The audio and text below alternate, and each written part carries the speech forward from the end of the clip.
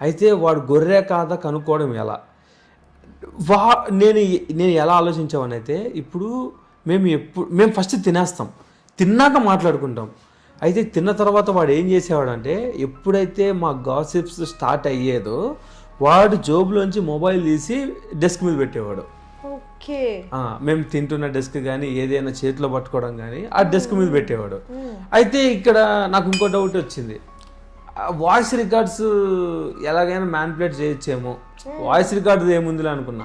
తప్పు. వాడు వాయిస్ రికార్డుగా చేసేది.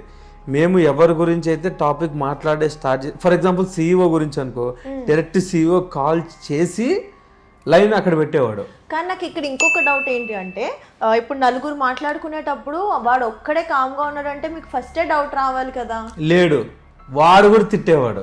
మరి అప్పుడు వాళ్ళు వింటారు కదా ఫోన్. వాడు ముందే వాళ్ళకి చెప్పుకునేవాడు, చూడండి మీ గురించి ఎగ్జాక్ట్ ఇన్ఫర్మేషన్ బయటికి రావాలి అంటే నేను కూడా ఓ మాట అనాలి, ఆ మాట అంటే మీరు ఫీల్ అవ్వకూడదు.